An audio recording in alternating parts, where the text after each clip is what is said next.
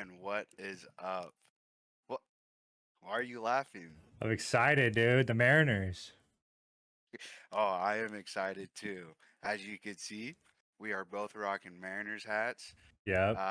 If you don't know, now you know. The Mariners are now the AL West, West. yeah, AL West champs. Yeah. First time since 2001. I was 1 years old when they last fucking won the division, dude. Yeah. You know what's crazy? I was thinking about this earlier.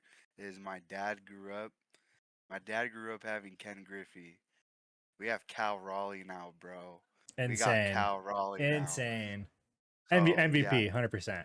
that man, it's just crazy to see him just start off that streak and then just back to back to back to back to back to back to back to Yeah. back, Yeah. non-stop, bro. Yeah. But uh, anyways, welcome back to Cozy Talks. This is our fifth episode, I believe. Um, my name is Zahayas, And I'm Joe.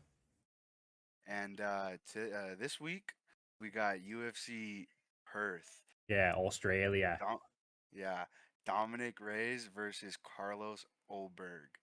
I'm excited about this one. Yeah. Yeah. Cards kicking off at 4 p.m. Eastern time. So 1 o'clock here on the West Coast. Yep. Just before we get into it, guys, if you're new to the channel, go ahead and leave a like, leave a comment, subscribe, share with a fellow MMA fan. We just hit our 50 subscriber mark. That was our first mini milestone. Now we're trying Appreciate to it. We jump up. appreciate it. Maybe with the drop more content in order for that to happen, but we appreciate you guys nonetheless. So yeah, with that being said, let's get into it. Cheers. We appreciate all you guys. So when we looked earlier this week, when we were getting our write-ups and stuff, they kind of swapped the card around a little bit. So bear with us. First fight of the night, we got Loma Lookbonme versus Alexa Tainara. It's a strawweight bout. Hold on. Before we get started, what were you saying though earlier? Like the reason why they swapped this fight around? Oh, I believe it's just. I mean, it's crazy that it says early in the card because Luma is ranked, if I remember correctly. Um, Yeah, she and is. it makes sense why they did it because it is a Perth card and there's a shit ton of Australian and New Zealand fighters, and as you can see, neither of them are from either of those places. So that's why I think it's the opener. I think they're gonna try and cut the Yeah. fat and keep the home crowd entertained with their fighters throughout the night. So they're trying to get rid of this quick. I agree with you. I 100% on your Which side. is And crazy, but yeah. I just, no, it is crazy, but I just want to note the fact that there is literally 13 fighters coming from Australia or coming from New Zealand. They're just like this card is going to be insane. Yeah. Not only the fights, but just the fact that Perth is going to be on fire, bro, and that's what I think. Yeah, Perth always has good fight cards. It's usually one of my favorite cards of the year. Whether we get Vulcan, and it's pretty brutal. I mean, I don't know what the time zone's like, but it's for it to be 1 o'clock here for prelim kickoff. I don't know how it works. I'm not a geography guy, but I'm pretty sure it's gonna be super fucking early for them. Yeah, 100%. But yeah, let's get into it. My pick in this fight is Alexa Tainara. Reason being, she is a expert on the ground. She is kind of like a jiu-jitsu ace. She's really good on the ground. She is, in my opinion, is kind of the dark horse for this division. She has a lot of good things going for her. She has good striking. She has good ground game. She's a bigger girl, for sure. 5'4" with a 67-inch reach. That reach is gigantic for the strawweight division for women's, for sure. Luma, she's definitely undersized, but she has had a lot of success up to this point. Yeah, I mean, Tainara, she's coming off a big win against Meatball Molly. I think that was a little less than a year ago. Yeah, 6 months ago. Wow, dude, that fight felt way longer than that. What the hell? But yeah. So she's coming off of a win via rear naked choke. That was her debut.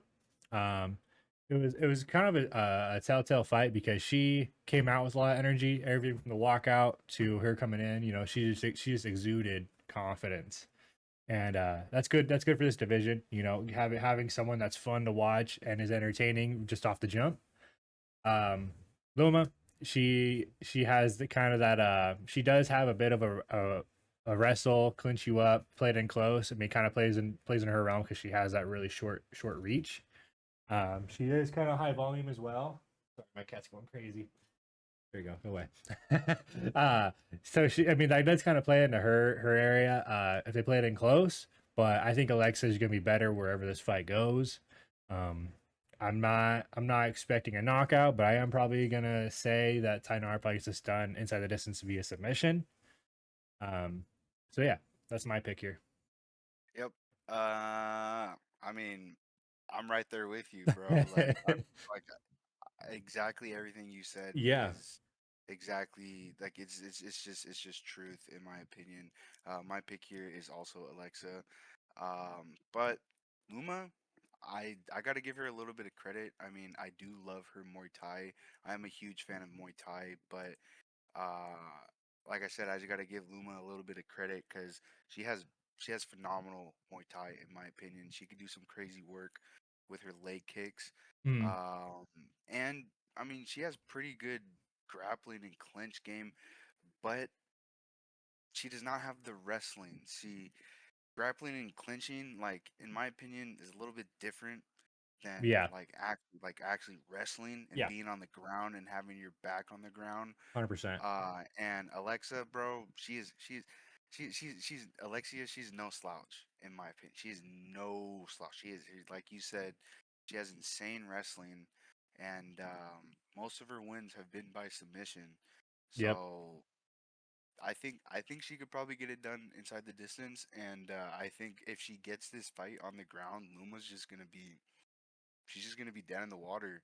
yeah, Um, I mean, she submitted Molly McCann in round one. yeah. Uh, Which doesn't say a and lot because McCann is kind of yeah, a, I a mean, dead bug on the ground, yeah. but she is a fighter with a lot of heart. So yeah, I think Alexia will be looking for that takedown, and she's just gonna work Luma on the ground. yeah, So my pick there is Alexia. yeah. Pick first pick Tainara. Next fight. This was originally the was this originally the opener? I think this was originally the opener. But anyway, next fight of the I night. think yeah, it was originally the opener. Yeah, we got Brando Pericic versus Pericic. I don't even know. That's a lot of crazy symbols above the letters. Versus Elisha Ellison. This guy is from Washington, from Enumclaw. Boy, Yeah, hometown kid right here. P&W Eli, shout out This P&W Eli. Yeah, this fight was originally, from what we remember, this fight was originally supposed to be a Dana White Contender Series fight, Hmm. but they decided to move it over. Kind of a surprise in my opinion. Both guys have pretty small records, but I think they just wanted to get something fun on the card. Again, another Australian guy. My pick in this one, I mean, always going to pick the hometown guy. So my pick here is Eli, 100%. Yep, I'm Um, right there with you. Yeah, and my breakdown on these guys, Pericic, he is kind of a larger heavyweight. He has that tall 6'5" frame, and he comes in right around that weight limit of 265. Um, he has gotten his wins in a multitude of ways. He's kind of been the all around. He knows how to get the fights done. Um, he has had all his wins come very early in the first round, and his only loss, which doesn't say much. With the 4-1 record, his only loss here came in the second round to a guy that had a really good record, um, which doesn't say a lot. What does kind of worry me is you look at these records, right? 2-0, 15-14. You lose to the guy with a really good record, and then you beat guys who don't even have records on Tapology. They might have records elsewhere, but as far as I can tell, they don't have records. And you got the guy like Eli, who I haven't seen him fight, but he has fought locally. All his fights have been local. Um, from what I understand at least. I think Conquest is in Washington. I could be wrong about that, but he kind of has a similar way about it. He has wins by KO, um, and then his one loss, funny enough, submission second round. His one disadvantage in this fight is he is a significantly smaller fighter. He's coming in at 5'9". That's what 1, 2, 7-inch reach, or 7 inch height disadvantage. Um, so that's kind of my worry, is that he's going to be well undersized. But as we've seen on the Dana White series, the smaller guy has been able to find a way to win. And from what you were saying about this guy when we talked about this fight, that he fights a lot like Tom Aspinall. He's got the quickness, and you know he trains, and he's also a police officer. From what I saw on Google when I saw a picture of him, so you know, man of the people. He's here to protect us. He's here to win us some coin. Eli's my pick. Oh yeah. Oh yeah. I'm right there with you, man. I mean, who else? Like you were saying, you got to go with the hometown guy. But Always. besides that, I really do think Eli can win this fight. Um, Brando, like you were saying, Brando's 4-1. His only loss is by that submission in round two. Um, I mean, other than that, I did watch a little bit of footage from both these guys. Yeah. Brando just kind of walks through dudes. You know what I mean? But like you were saying though, like they were dudes with, you know, kind of spotty records. Yeah. He fought a dude with a really bad record and then goes and fights a guy with a good record and loses. And then Yeah. starches the next two guys who one of them, I'm pretty sure that was their first fight. Yeah. Um, but another thing that I noticed about Brando is that he's big and he's stiff. Mhm. He's big and he's stiff, and he throws like real heavy punches. He does have pretty good wrestling, but he's, like I said, he's real stiff. Mhm. Um and then you got Eli, and like I said, he moves like a middleweight. He moves like Tom Aspinall, bro, for someone his weight. He knows how to move. Yeah. And this guy can land some mean shots on you. And he also has some really good ground game. Watching some of his highlights and just some of his fights that he had over at Muckleshoot. I was able to see some of his fights on YouTube. This guy gets you hurt, he gets right on top of you. His ground and pound is scary. I mean, and he is nonstop. As soon as he gets on top of you, he lands a couple of those heavy shots. Oh, you most definitely got five or eight more coming. Mm. Um, in my opinion, honestly, Eli, if this guy, he gets you, he gets his opponent hurt. It's honestly up to him where you end up. Yeah. You want to stand with him. Oh, he's right there with you.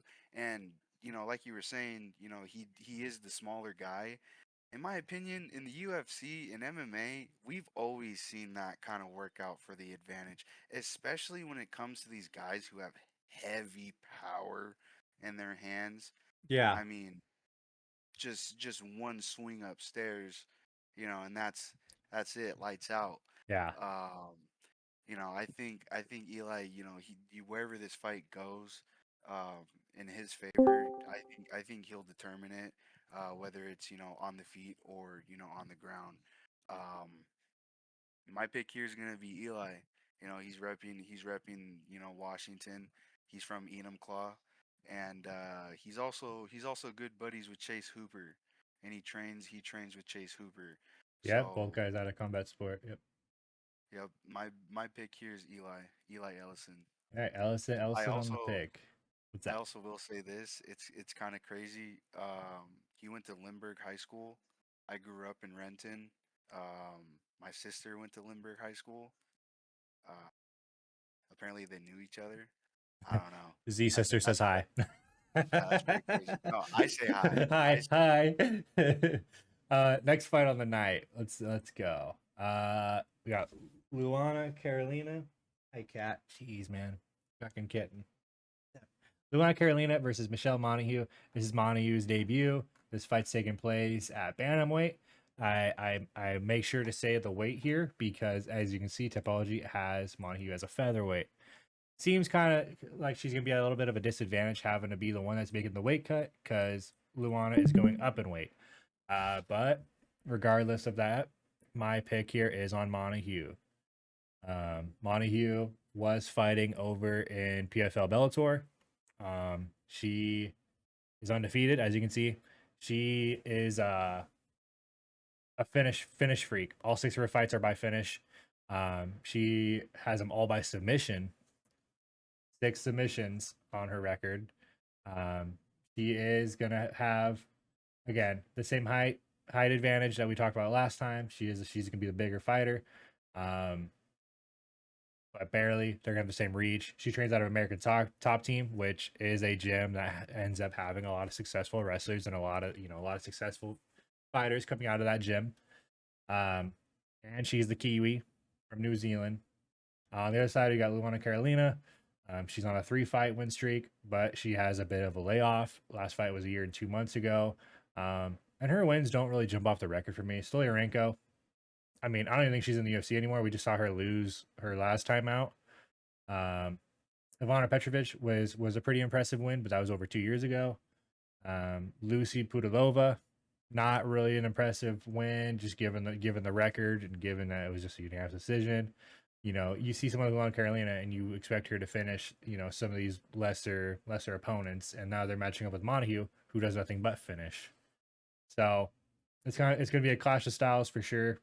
Because Luana is a volume striker and she likes to stay busy on the feet. But she does have a bit of grappling as well. But I don't think it's going to be any match for Montague. And she also has a bit of kicks, which I think will play a factor in this if she can drive some knees. If Montague shoots a takedown, that's kind of the only way I see her, kind of keeping this on the feet is if she, strikes the fear out of Montague to want to shoot takedowns. But I don't see that happening. I see Montague being the more relentless, more persistent fighter wrestler here, and I see her also getting a submission here. I think this might be another prelims where we see quite a few finishes. I don't think they're all going to be finishes, but I think this is going to be a pretty fun night on the prelim. I'm not gonna lie. Um, Paris had all the France fighters winning. Noche had all the Mexican fighters winning. Australia, imagine all They fighters from probably that gonna area get winning. crazy. That would be insane. But I do agree with you though. I do feel like this card is gonna be fantastic. Mhm. I just feel like a lot of these cards that we're gonna be coming up on are just going to be absolute bangers. And yeah, I agree with you. I think this card is gonna be a banger as well. Yeah, Um, are you finished with your breakdown? yeah, I'm good. Yep. Yep. I mean, I was right. I'm right there with you. I got Michelle Montague winning this fight. I'm gonna kind of rag on Luana a little bit. Um, I don't get me wrong though. She has a pretty solid record in the UFC. I mean, Yeah. she's 6-3. She has one knockout and 5 wins by decision. I would say her most notable win is by Lupi Gorides, back in 2021. But I mean, other than that, her losses are more notable than that. Against Molly McCain and Irene De Silva. Um, her last two wins are her last two wins. Um, excuse me. Her last two wins were against two fighters whose combined opponents or whose combined records are 5-15 in the UFC. Um, EU. I know, right? Yeah, I mean, Luana did stop a fighter who was undefeated coming into the UFC. So I mean, but I think that's completely different here. Um, she wasn't Michelle Montague. One thing I want to note is that like you said, her pro record is 6-0, but her amateur record was 11-2. mm. And those two losses were by decision. Uh, and other than that, she had only one decision win in those 11 wins. Other like they were all finishes besides that one decision win. So she likes to get Um, busy. she's only been to the distance 3 times out of I would say 20 fights. Counting her amateur fights, she's only been to decision 3 times. So yeah, I think Montague is going to be looking for a quick highlight finish at home. And My pick here is Michelle. Hell yeah. All right, Michelle on the pick. Moving on. We got Colby Thickness. I think it's Thickness, right? Versus Josias Yeah, Musasa. thickness. Both these guys made their debut fight last time they fought, and both of them lost. But in reality, Colby's loss was less impactful, in my opinion. Um, my pick in this fight, before I even jump into the breakdown, is Colby Thickness. Um, he trains with Volk. He's one of Volk's good buddies at their gym. Um, he he lost to a Taporia, funny enough, because Volk lost to a Taporia. Um, Colby is kind of a more high level prospect. Uh, I feel like he's gonna be really good here in the next few years. He kind of has a really strong kickboxing background. And he also has a bit of wrestling. Training with Volk, obviously, you're gonna develop good wrestling skills because that's kind of Volk's specialty. Um, but yeah, he just got outworked in that Taporia fight. I mean, the Taporia brothers are just insane. There's nothing you can really do about it. I'm not sure how far Alexandre Taporia is going to go in this division because there are a lot of insane guys at bantamweight. Um, but I think Colby is going to be right behind him as far as bouncing back, getting some wins on his record. Um, Other side, we got Josias Musasa. Musasa lost in his last fight. He lost to a rear naked choke, Carlos Vera. And he lost pretty quick in the first round. Uh, he seemed very how do you say it, mismatched from the jump, and he seemed very unprepared. He came in heavy in his debut, and he just didn't look like he was ever really in this fight. Didn't get very many strikes off. He got hit, got dropped, got his back taken, and got choked. Um, so you know, it kind of lowers my confidence in him. And again, he is a prospect, and the odds I feel like are reading this wrong. You have an underdog who's at home, who's probably maybe gonna have Volk in his corner. They train together. I think Volk would want to be there for his buddy. But regardless of that, he trains with the champ, Musasa. I'm not sure who trains at Elite Training Center, but I'm not sure they have guys that are gonna let Thickness down here. So I think Thickness gets this done. Probably on the cards. Um, but I wouldn't be surprised to see a knockout here either. Um, you know what? My pick here is gonna be the fight not going the distance. Um, I don't think this fight's gonna go the distance. I'm not gonna lie though, I am kind of leaning on Musasa. Hmm.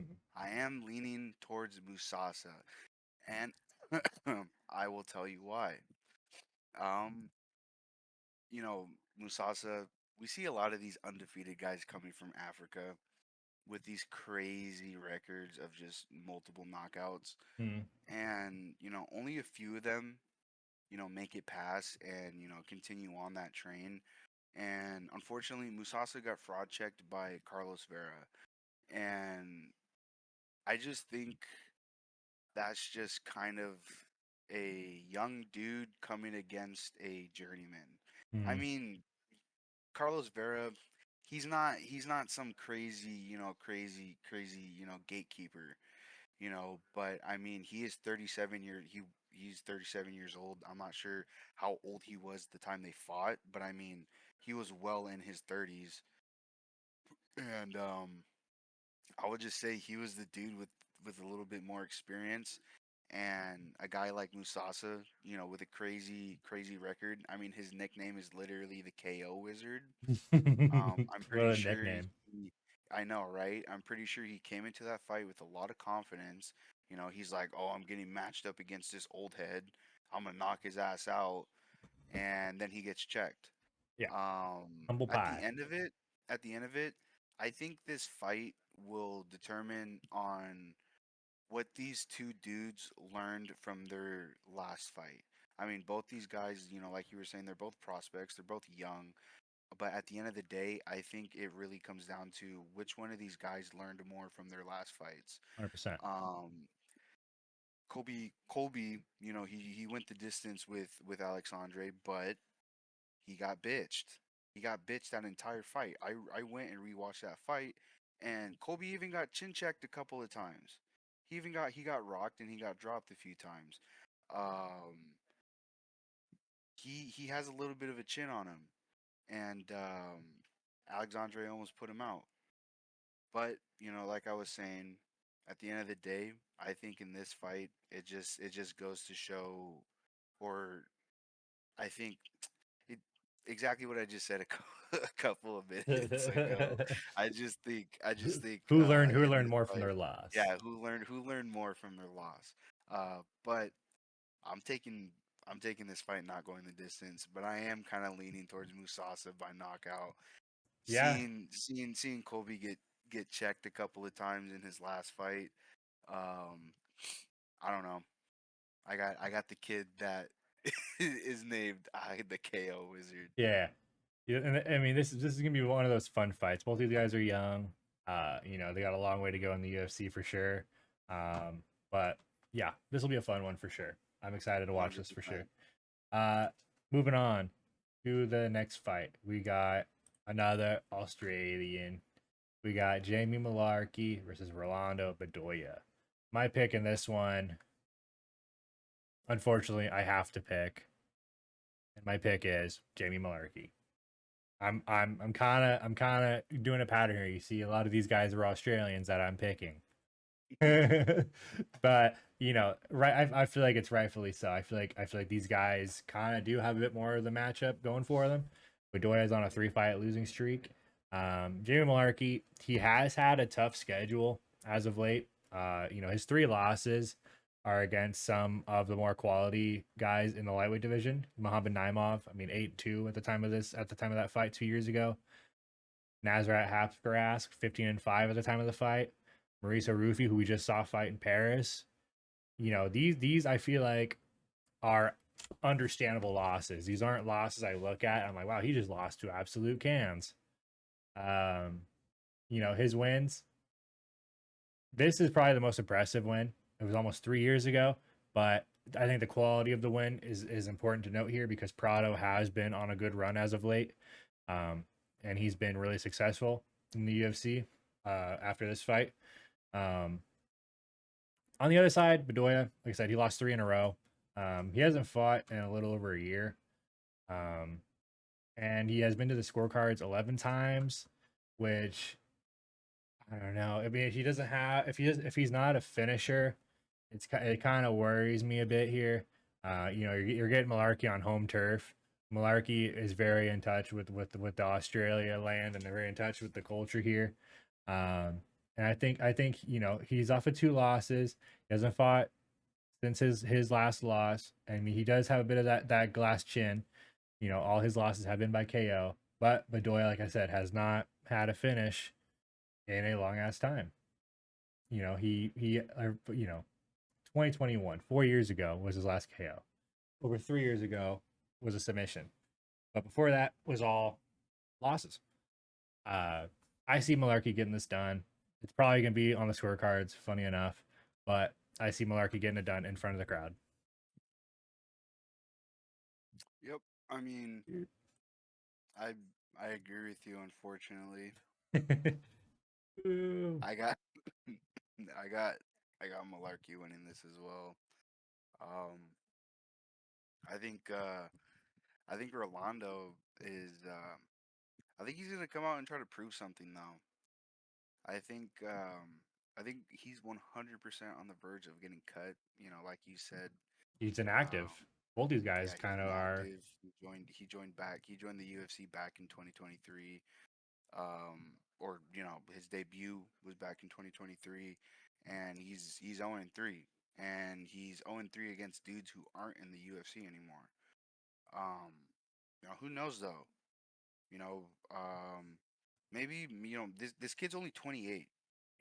Maybe this kid took a break to go and work so he can get a better training camp. Maybe who knows? We've seen that before. I can't name fighters, but I mean, we've seen dudes who we look at their records and we're like, oh yeah, he's gonna get starched. But then come to find out, he actually kind of upped his game. He's with a better crew now. He's training a little bit better. Yeah. But I got the dude who, like you were saying, his losses kind of hold, a little bit of, they aged well. Yeah. Um, and like you were saying, they were against dudes with nasty striking. Rufi, Nasserat, Nasruddin. Um, like you said, he beat Prado by decision, and he also beat Michael Johnson. Mm. I think Malarkey, especially like you were saying too, that he has home field advantage. I think he can get the win here. Um, and I do agree with you that I think it'll be on the judges' scorecards because this other guy, Rolando, being 28 and losing to losing 3 fights in the UFC to dudes who are not even in the UFC anymore Yeah. and hasn't had a finish in how long? Fucking 3.5 years. Yeah, and he's only 28 years old. Uh, I mean, yeah, it could turn around. Yeah. Like I said, he could lock in. Went and worked for a year and a half, and then or worked for a year. Fucking paid for some good training, good camp. Yeah. Who knows? Who Yeah. knows? But I got Malarkey. Yeah. Very very low confidence in these picks for sure on this fight here, but yeah, Markey's the pick here. Moving on, next fight we get a pretty underrated fight. This in my opinion might be fight of the night potential here. We got Jonathan McAuliffe versus Oban, the Welsh gangster Elliott. Um, this is one of those fights that I feel like there's always that one fight on the cards that you kind of flipping the coin on, and this was that fight for me. I have always been a fan of Oban Elliott. I have always enjoyed watching him get that win over Basil Hafez, that KO win. But that was a very impressive win in my opinion because Hafez gave Jack Della Maddalena a run for his money when they fought. That was a very close fight, and I think that one went to the scorecards as well, if I recall. Um, but Oban, his style is kind of a boxing kind of style. He kind of plays off the counter a bit. Um, and his last loss, he had nothing to counter because he spent most of that fight on his back. When he fought Seokyeon Ko. Um, I'm pretty sure it was 30-27s and a 30-26 or some shit, but it was totally one sided. This fight being 3 months ago, some of these fights, dude, I feel like are so much later than this. That's so crazy. Um, Yeah. but yeah, this was a totally one sided fight. I mean, he wasn't even in this fight. He didn't get to get any of his striking off. And he was totally just outworked here. Um, Jonathan McAuliffe on the other side, though, he is coming off of a win, and it was a pretty impressive win over Kevin Jousset, who we saw fight Brian Battle in Paris a year ago or 2 years ago. Um, and he just kind of put a master class on Jousset. He has a pretty long reach for this division, 77 inches. Um, he's a good size welterweight. Um, he has a really strong wrestling game, but he also has a very busy stand-up game. So both things kind of work in his favor here. Because Oban Elliott, like I said, he likes to play off the counter. He likes to play in the pocket, and he's gonna have to here if he wants to try and lessen this reach advantage that if he wants to lessen this reach advantage that McAuliffe has. So I think McAuliffe gets it done. Uh, I think if it hits the ground, I don't know if I don't think there's gonna be a submission here, but I will say there might be a chance for maybe a club and sub if there is a submission, or just total dominance on the ground by McAuliffe, just because we have seen that that's kind of the game plan to beat Oban. Saki on code kind of just exposed. So yeah, my pick here is McAuliffe. Yep. I'm like I said before, I'm right there with you. I got I got Jonathan McAuliffe winning this as well. Obon Elliott though, dude. Obon Elliott, he got swag. I think he's gonna be coming into this fight swinging for a finish. Yeah, Especially coming off of his first loss in the UFC against Siak Ko. yeah, yeah. Jonathan McAuliffe, on the other hand, though, he is a very well-rounded fighter. Mhm. He has very good striking, and like you were saying, we've seen him get fights to the ground, and he's able to finish them on the ground. Um, but there's always a striker's chance, Of and course. yeah, Oban has a few submission wins, but I don't think he's better than McAuliffe on the ground. I don't think he'll be able to out wrestle McAuliffe. I don't think he'll be able to out grapple McAuliffe. Like you were saying, McAuliffe is a big dude. Yeah, Um, so I think yeah, I think McAuliffe. I think this fight might stand on the feet for a little bit. And if it doesn't go McAuliffe's way, I think McAuliffe is just gonna shoot a takedown and just fucking dominate him on the ground. But give me McAuliffe KO here. I like it. Give me McAuliffe knockout, bro. Yeah, Yep, that's what yeah. I'm rolling with. I think McAuliffe is gonna go out there and he's gonna have a lot of confidence, bro. Especially being fighting at home. Yeah. You're a young dude and you get to fight in front of your crowd off of your debut fight. Like you got so much juice pumping in you, dude. Yeah, I think McAuliffe can get it done here for sure. Yeah, Uh especially knowing that he has that wrestling and grappling, in his back pocket. mhm. I think he's gonna try to flow with some striking here, Yeah, and he's gonna try to look for that knockout. yeah, 100%. Yeah, pick on that one, McAuliffe. Next fight, we get Andre Petrosky versus Cam Rouston. Um, my pick in this one, Cam Rouston. Reason being, he is coming in on a bit of short notice. I say a bit. I mean, it is pretty quick. I mean, it's a little over a month, turnaround. Um, he fought on the Dynamite Contender Series, beat Brandon Holmes. Cam Rouston was the underdog in this fight, surprisingly. Um, and he proved everyone wrong. He totally turned Brandon Holmes inside out. Fucking not knocked him out. Got a clean win. He fought on the Dana White Contender Series over a year ago. Lost to Torres Finney via wrestle fucking. Torres Finney's kind of notorious for that at this point. We just saw him do it to Robert Valentine. Um, and I feel like it was kind of winning Cam Rouston's book in that fight because Torres Finney did not get a contract for fighting such a lame ass fight when he beat Cam Rouston. Um, but yeah, no, Cam Rouston, he's very impressive. Um, he has a pretty decent ground game. But as we've seen him do, he has incredible striking. Um, he doesn't get his head off the center line that well, so that's the only kind of worry I have with him. Um, it did look like a little kind of bit of an odd exchange between him and Brandon Holmes, but he did land the clean shot to put him out. On the other side, we get a guy who kind of is probably going to play this out the same way that Torres Finney did if he can get a hold of him. And that's kind of my worry here is that if he does get a hold of him, are we going to see another fucking boring fight?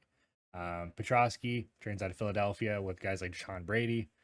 Um, and he's kind of that same way. He kind of does have a bit of an odd, unorthodox striking style. I don't know if I would necessarily call it boxing, but he does kind of fight, with his hands up, kind of fight a little stiff.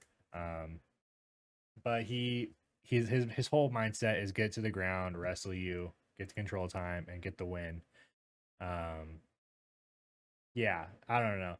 I just don't want to see a boring fight, and I trust Cam Rouston's get up game at this point. I think that Torres Finney loss should have helped him, get to where he needs to be to understand that you can't get stuck on your back against these wrestlers. Like you're fighting in the middleweight division. There's a lot of wrestlers in this division. Like you got to learn to, get up as soon as your back hits the mat. Start working your way back to your feet. Um, So yeah, I think Cameron Austin gets this done. Short notice fight for him. That's my only worry. But he had no problem making weight when he fought the Dana White Contender Series. So I think short turnaround guy gets it done here. It's crazy. There is a trend going on here. I got Cam Rousen as well, another Australian fighter. What?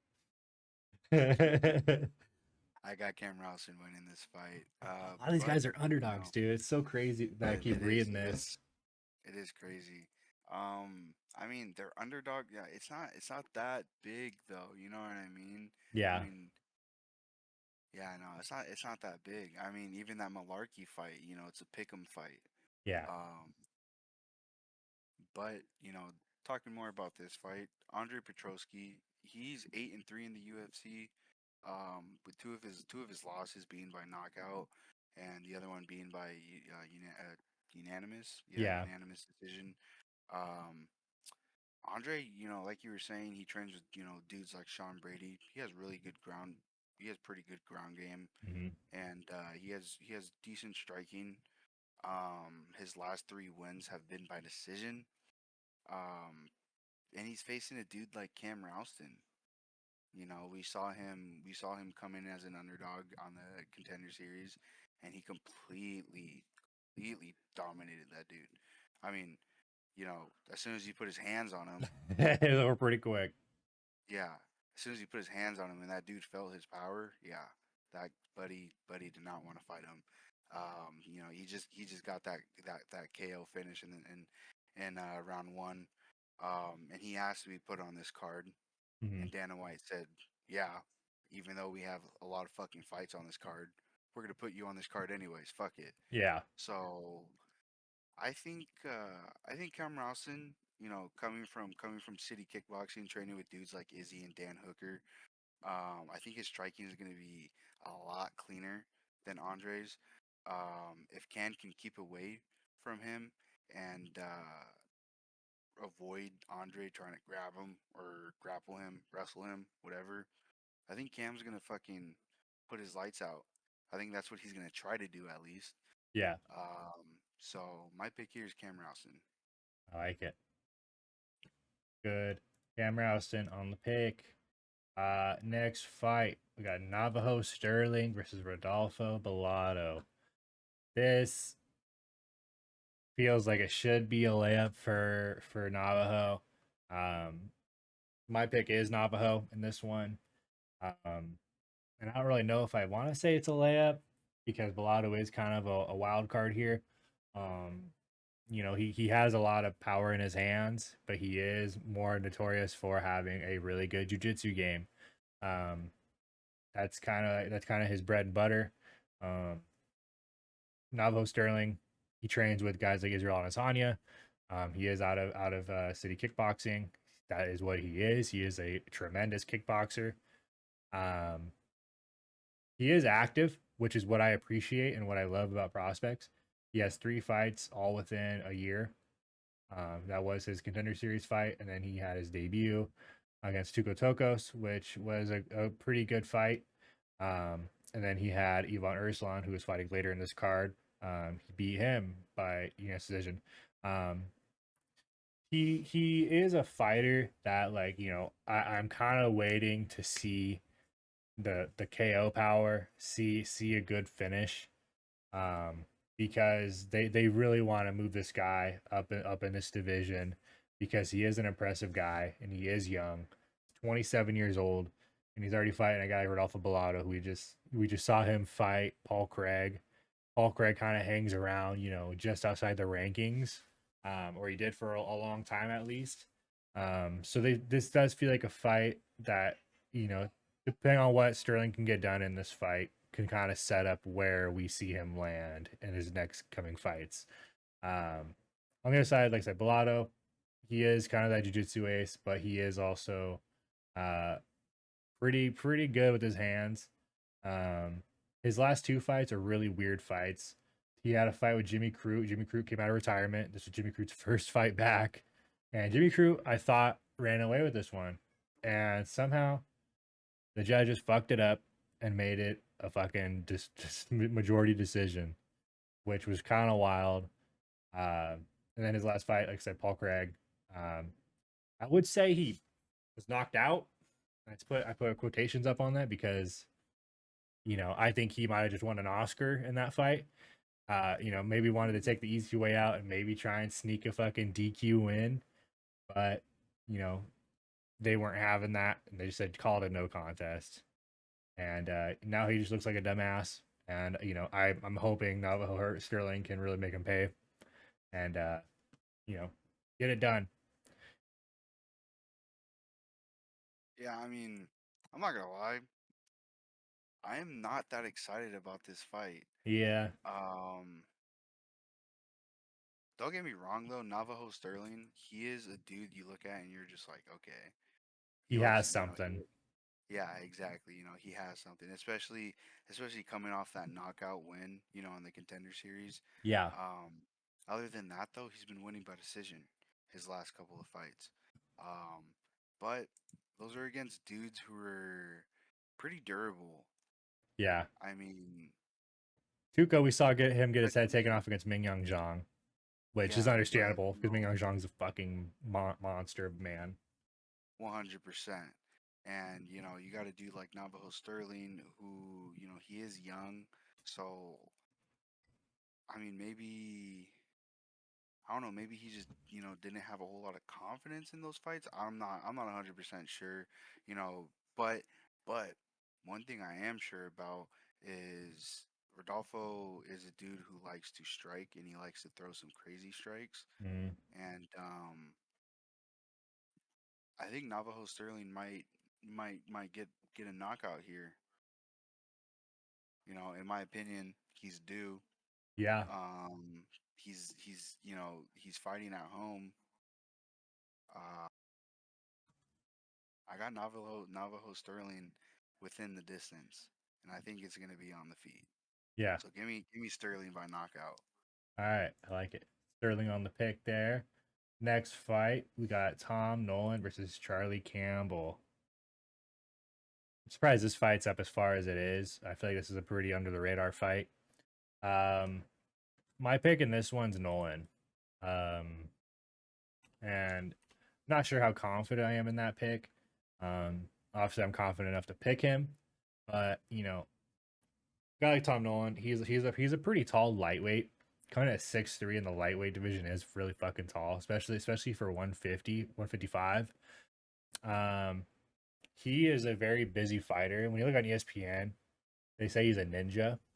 They say that's his striking style, and I think that's hilarious. He has a really high striking output. He'll throw 200 plus strikes. Um, his last time out, he fought Slavic Claus, put on kind of a master class on him. Um, he is a guy that likes to just overwhelm and be in your face, and just fry your brain, make you kind of overthink things.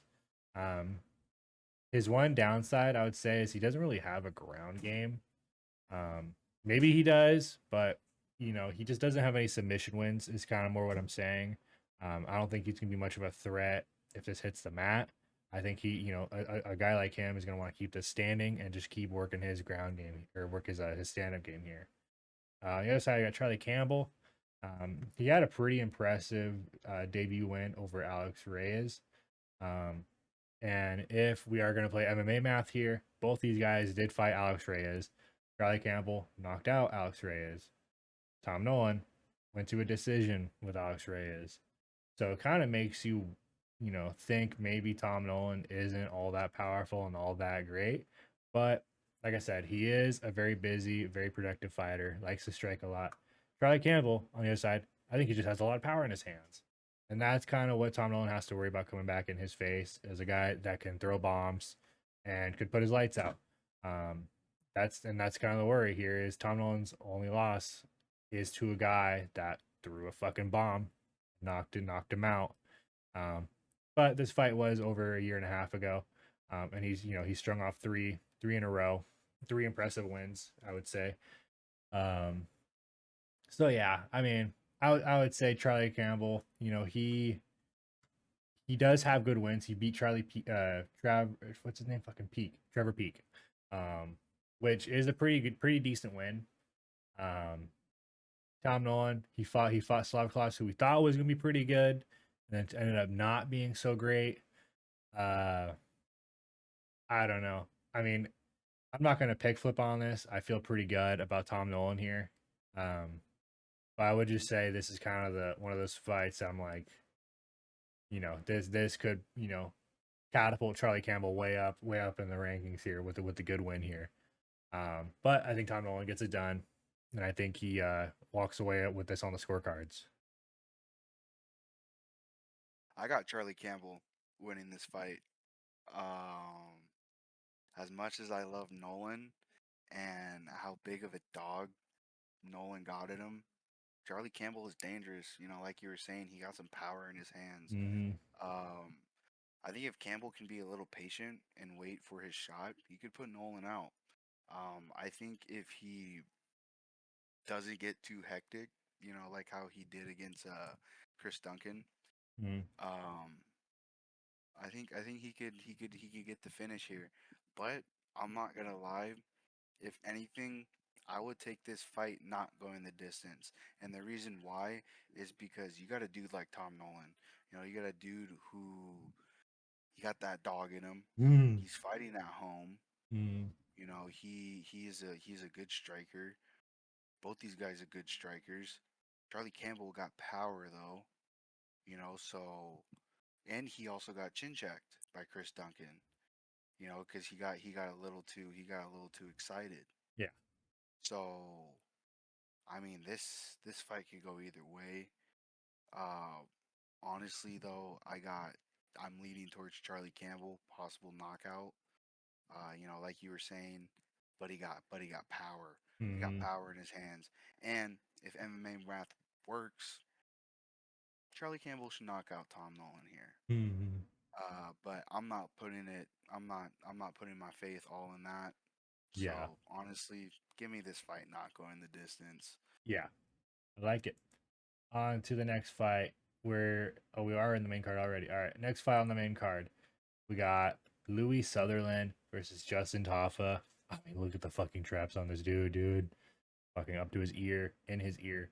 Uh, This th- is this is the same shit, bro. This is like some WWE stuff. so Louis Sutherland is making his debut here. I feel like he's a very, not high profile, but he's a very sought after prospect at this point. Um, he has 8 wins by knockout, and his only losses are on the scorecards. So, you know, my brain tells me this guy does not want to see the scorecards, and he should be far and away from him fighting a fucking Tafa. I hold the Tafa in the same level as like moldy cheese, man. Like I'm not impressed with these guys, and I don't think I've ever have been. They're kind of just like not really weight bullies, but they are just shitty brawlers who try to be fun, try to be entertaining, but somehow this fucking Taffa brother is still in the UFC with a 7-5 record. I mean, I expect Louis Sutherland to just knock his fucking head off. I mean, Sutherland, like I said, he's a powerhouse. You can just see it in him. He's taller, he's the bigger, he's a stronger fighter. Um, Alpha, I mean, he's just not a great fighter. I mean, he does have losses to guys who are ranked, like Taliesin Teixeira.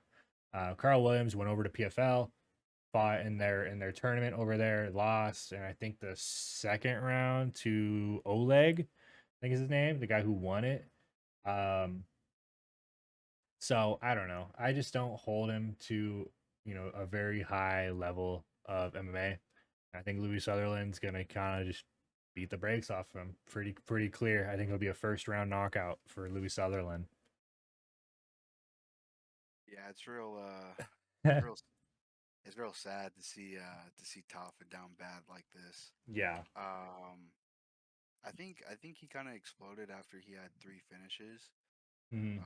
Or he had those 2 finishes and then went to fight Austin Lane and then no contest and then went up to knock his ass out in round 1. Um, I'm not sure, you know. 100% though. I got Sutherland. I think Sutherland's just gonna kill Tafa. Yeah. I hate to say it, but it is unfortunate. I just think a dude like Tafa, I don't think the UFC is the spot for you, in my opinion. I mean, I think the PFL will enjoy you, but the UFC, nah, bro, you're just gonna get smoked every single time. I mean, you go against a big ass dude, Talishan Teixeira. The fuck did he do? He fucking Flatten your forehead against the side of the cage. flatten, flatten your forehead, flatten to your nose more than it already is. Mm. And then you got a dude like fucking Louis Sutherland, who looks like Vanilla gorilla, bro. the fucking Incredible Hulk. Yeah. Yeah, bro. I mean, and like you were saying, Vanilla buddy's gorilla. yeah, buddy's coming off of fucking knockout wins, 8 knockout wins, and or he has 8 knockout wins on his record. Yeah. Yeah, give me Louis Sutherland by knockout. Yeah. Pretty quick one here. I would be Who very, you? very fucking shocked to see Taffa get a win here. Yeah, Sutherland is the pick. I would be shocked too, but that would be crazy. Imagine that Dude. would be insane. They would be punching their air, be like, we want this fucking Taffa brother out of here. Why the fuck is he still winning? Next fight, next fight, Jake Matthews versus Neil Magny. This could be a really fun fight. A very, this might be up there for fight of the night. I think performance of the night for sure. Jake Matthews is my pick here. And it is a confident pick just as much as it is not a very confident pick because Neil Magny, they want to lay him out like the rug in this welterweight division. He has a slew of guys who call him out, right when they want to jump into the rankings and shit and get right there. Leave the man alone. The guy just wants to fight when he can fight, and everyone's kind of using him as the springboard to land here in the rankings. Um, but Jake Matthews, he's rattled off 3 wins in a row, and he has a very impressive wins in those three. He beat a Phil Rowe a year and 3 months ago, who was probably on the downside of his career at that time. But then he beat Francisco Prado, who, like we talked about already, has had a pretty successful run in the UFC. This was 7 months ago. Prado lost this, so he beat a good Prado, which says a lot. He beat Chitty Bang Bang. Chitty Bang Bang, he's pretty good when he is capable of fighting. I think he missed weight and he didn't fight last time, or something happened. But Chitty, this is a good one, regardless. He is gonna be the shorter fighter here, and he's gonna have a huge reach disadvantage, 7 inches. Neil Magny though has a fucking freakishly long reach for the welterweight division. 80 inches is huge. I think Jake Matthews is going to want to work the clinch game and work the ground game and hunt for takedowns and just stay busy on the ground. We kind of know the game plan to Neil Magny is the striking, or hunt for his chin because he has been chinned by guys like by Protez and Michael Morales. He went to a decision with Machado Gary, which is kind of a letdown on Gary's side of this. Because now we see Gary kind of on the outside looking in on the title scene. These guys, they're next up. These guys are ready to go, and a knockout win kind of put them in that position that they're in, that they're going to keep getting these top fights. Yeah, I think Jake Matthews is going to be looking for a finish here, and he's kind of hoping to get on the same train as Protez and Morales. Neil Magny, he's a vet. I said he was a doormat. He's a lot more than that. He is a great fighter. But he has kind of been matched up with some of the younger dogs who are just hungry and want it more. He beat a Mike Mallet, which was an impressive win at the time because Mike Mallet was kind of like the heavy prospect coming out of Canada. They thought he was going to be something great, and he probably will be something great. He's still pretty young. This kind of felt like that quick flash knockout that you're like anyone can get knocked out in this game, and this kind of might have been one of those, but he did get the finish. And then he beat an Eliezer Zaleski who is older than him. And it just wasn't a very impressive fight. Pretty short turnaround for Neil Magny too, and at his age of 38, I kind of worry about that. But yeah, no, give me Jake Matthews here inside the distance. I got Jake Matthews winning this fight as well. Um, I think Jake will show Magny why he's still unk. Uh, I see, I see Jake out wrestling Magny, Mm, and I think he'll find that win on the ground, whether it be ground and pound or possible submission. mm, I think Jake Matthews is just gonna bitch Magny a little bit. I don't think, like you said, I don't think Magny's last win was impressive. I don't think it was that impressive at all. yeah, Uh, I'm not gonna lie, I did bet against him, uh, but I mean, Jake, Jake, Jake, Jake Matthews is another prospect making his way up the ladder here, and he's going against a good vet, Neil Magny, who has lost to multiple up and coming prospects. Uh, I'm sorry. As much as I love Magny, and he is a strong vet, I'm going with Jake Matthews here. like it. I think Jake Matthews can get it done inside the distance as well. Yeah, Jake Matthews on the pick there. Moving on. This was the co-main when we last saw this, and now they kind of reordered this. Um, I think they should have stayed in the co-main spot. To be honest with you, we get Jack Jenkins versus Ramon Taveras. This is a short notice fight for Ramon Taveras. Jack Jenkins was really supposed to fight. They have it on here. I don't even know, but I'm pretty sure Ramon Taveras is coming in on short notice. He is a bantamweight. He's coming up to fight Jack Jenkins. I think I got a sneeze coming. No, we're good. Uh, Jack, this is gonna be a very good fight. Both these guys have a hard time being put away. Um, Jack Jenkins, he has a chance to kind of jump into a bit of a spotlight here for the Australian scene of fighters. Um, that's why he's kind of fighting up here on the main card. You'd be kind of surprised seeing that because he's coming off of a loss, but he is one of the better fighters, in my opinion, coming out of Australia. Australia, um, he has some really clean boxing, just like he has some really clean throws and really clean takedowns. One of his losses, this loss to Chepe Mariscal, who is a good fighter. Chepe Mariscal's on a bit of a run. Uh, he tried to do a throw and kind of threw with a whizzer, and he threw his shoulder out, and it was a really gross fight. Watching that was one of the fights I vividly remember of Jack Jenkins was his shoulder getting thrown out when he went to go toss him.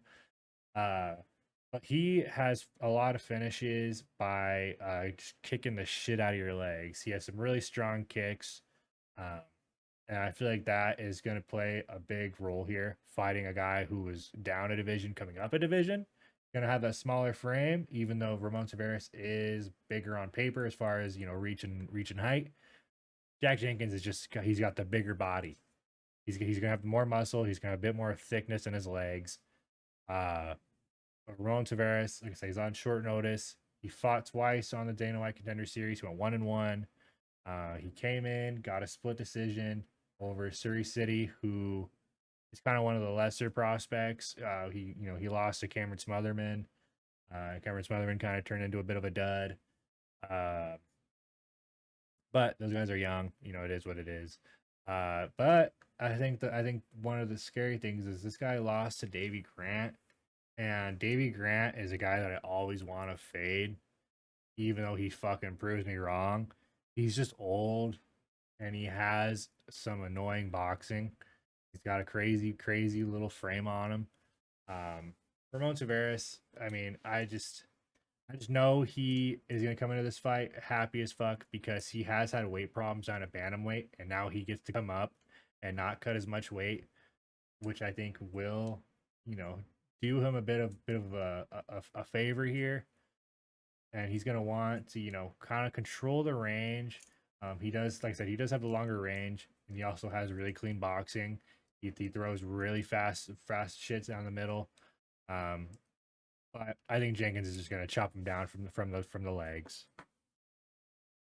We saw this happen a few fights or a few cards ago, uh, where who was it? Cowboy Fernandez fought Hardwick and just fucking just went down on him. Hardwick came up a weight class against a guy with really good kicks. We kind of got that same case here. Give me Jenkins. Yeah, I don't really got much on this fight. I mean, pretty much just Ramon Tavares is coming on short notice. I'm taking the guy that's been in camp. Uh, Give me Jack Jenkins, possibly within inside the distance maybe. I'm just taking Jack Jenkins money line. I like it. Moving on to the co-main event of the evening. We get a Jimmy Crute who, I'm excited to watch versus Ivan Urslan. My pick in this is Jimmy Crute. This is a very low confidence pick for me. Uh, I want to be confident about it. Jimmy Crute, we saw him retire for a bit. He was one of those guys that you're talking about that had a break and got away from fighting. He kind of reworked his mindset, found his place. He came back with a whole new attitude. And he had that draw that I talked about, a horrible draw where I thought he won this fight, and they kind of rewarded him with oh, here's a draw, welcome back. And after that, he gets a very quick and good win against Marcin Prachnio, a guy who has crazy kicks. He throws that wild question mark kick. Um, Jimmy Crute, I want to root for this guy because he's a young guy. He's 13-4-2, but he's only 29 years old. He's still young in the game. I think he has a lot to prove. Um, he has really good striking. He has a really good ground game. We saw him get a submission here. On the other side, we got Ivan Urslan, who has been kind of a letdown. We've kind of seen a common theme with some of these guys that are coming into the promotion who don't do shit. And he's kind of one of those guys. He's 0-2 in the promotion. He made his debut a year ago against Ion Kudalaba. He lost a split there. Kudalaba is a hard guy to fight. He's been in the game a long fucking time. So it's kind of an understandable win. And he lost to Navajo Sterling. Navajo, we just talked about him. He's a really young guy. And that was 4 months ago. Navajo, like we said, we're just kind of waiting for him to pop off. Urslan, he's kind of just been the sparring partner of some of these guys. It feels like he's never really in these fights. As far as I see it, I could be totally wrong. But like I said, I think Jimmy Crute, he's fighting in front of his crowd. He's got a whole new mindset to the game. I think he can get this done. Um, Maybe he breaks his trend of Urslan seeing the scorecards and he gets a finish, and that would be really awesome to see Jimmy Crute get it done that way. I think Jimmy Crute gets it done probably by submission. I say he takes him down and works the ground game. Yeah, I mean, I got Jimmy Crute round one. I think Jimmy Crute's back, bro. Um, like you were saying, he coming off that layoff, and then he had these last two fights, had that draw Yeah. with Pilato, and then comes back and has a round one finish against Pacino. Um, I think this guy's back. He's only 29 years old. Like you said, he's coming in with maybe different mindset. Yeah. Um, and his opponent, Ivan Urslan, ever since he joined the UFC, he hasn't gotten a win yet, in his last two fights. Um, He's about to be they're both by 34. decision. Yeah, he's pretty old. He's pretty up there. Not pretty old, but I mean he's up there. Mm. And his last two losses being his only fights in the UFC, and then they were by decision. I think you get a dude like Jimmy Crute who is he's already riding a little bit of momentum. Just got that first round finish. and now he's fighting at home. Yeah, give me Jimmy Crute, and I think Jimmy Crute can get it done in round one. I like it. Fruit is the pick. Now we got the main event. Guys, if you haven't already, if you enjoyed this video, please leave a like, leave a comment. Let us know who you're picking in this fight. Let us know who your friends are picking in this fight. Share the video with them. Yeah, Like I said, we're trying to get big, get this channel up and going. Um, we're excited. We love to educate you guys. Love to share our thoughts with you guys. So thank you for sticking around. With that being said, let's get into the main event. We get Carlos yeah, Ulberg versus Dominic Reyes. This is a light heavyweight bout and a title eliminator bout, as far as I see it. I mean, this is a 100%. huge fight. Carlos Ulberg ranked number 3. Dominic Reyes ranked number 8. Dominic Reyes has been on tear. Carlos Ulberg has kind of just blitzed his way through this division. He's kind of picked a way at it through the rankings. Uh, I mean, this is a tough one to pick. I mean, it might not be tough for some of you guys, but I'm a big fan of Ulberg as much as I'm probably a bigger fan of Dominic Reyes. But I feel like I'm going to be a little biased in my pick. I am picking Dominic Reyes to get this done. And my reason is, Reyes, he has been through the ringer. He has been to the highest of the highs, fighting for the belt against John Jones. And then, in that same fight, saw the lowest of lows. And then after that fight, he kind of strung off a few nasty losses to like Yuri Prohaska and Ryan Spann. But he had a little bit of a layoff. So he took time away. Almost 3 years out of the sport. Comes back a little over a year ago. Dude, it feels like all these fights happened this year. But he comes out and he just smokes Dustin Jacoby, a guy who we saw just fraud check Victor Petrino when they fought. I had a lot of money on Victor Petrino, so fuck him. He moved up to heavyweight. Anyway, and then, he gets a win over Anthony Smith, who Anthony Smith is just kind of, he was already out of the sport this time. I'm pretty sure he fought in this fight knowing his coach died. So it's kind of just like, he obviously just wasn't there, and he eventually just fell out of the sport. He retired after his Mingyang Zhang loss. But then he comes in and he beats a Nikita Krylov, who I'm pretty sure he was the favorite in this fight. And I didn't believe that to be true whatsoever because Nikita Krylov was on such a fat layoff. But Dominic Reyes, nonetheless, he strung 3 finishes together after a layoff. That tells me all I need to know about the guy. The guy is rejuvenated. He feels good about being back in the scene. He is a guy who has had championship round experience. He knows how to fight in these 5-round fights. He has great cardio, has great wrestling. He lost a very controversial split decision to John Jones. Maybe it wasn't a split decision, but either way, he lost on the scorecards. And it's just he's back, and I think that he wants to make a statement here. And who better to do it against than Black Jag Carlos Ulberg? Carlos Ulberg is probably one of the most fearsome guys right now in this division. I mean, like I said, he carved his way through this division. He came off of the Dana White Contender Series, and he beat guys like Ito Patera, who isn't even in the UFC anymore. He beat Don Woon Young by submission. He beat Alonzo Menafield, who was, his way into the top 15. Alonzo Menafield's kind of been the gatekeeper to the top 15. And he beat Volkan Ozdemir by decision. This was a fight that, I thought Carlos Ulberg would get a knockout, and he didn't. Volkan has an acorn for a head. That dude is thick in the skull. But he did rattle off a good win there. And then he fought Jan Blachowicz, who I feel like fought him a lot closer than a unanimous decision. When I watched that fight, I thought that fight kind of felt like a coin toss fight. Maybe I saw it wrong, but I felt like it was closer. I still think Carlos Ulberg won. Maybe.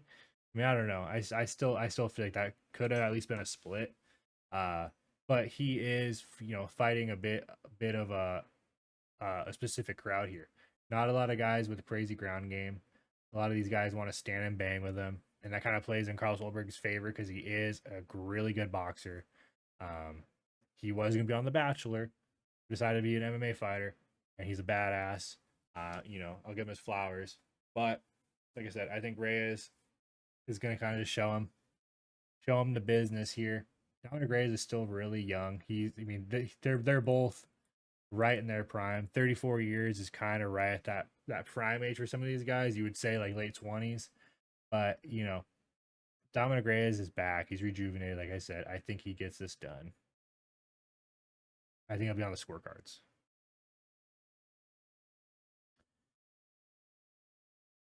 Give me Dominic Reyes by knockout.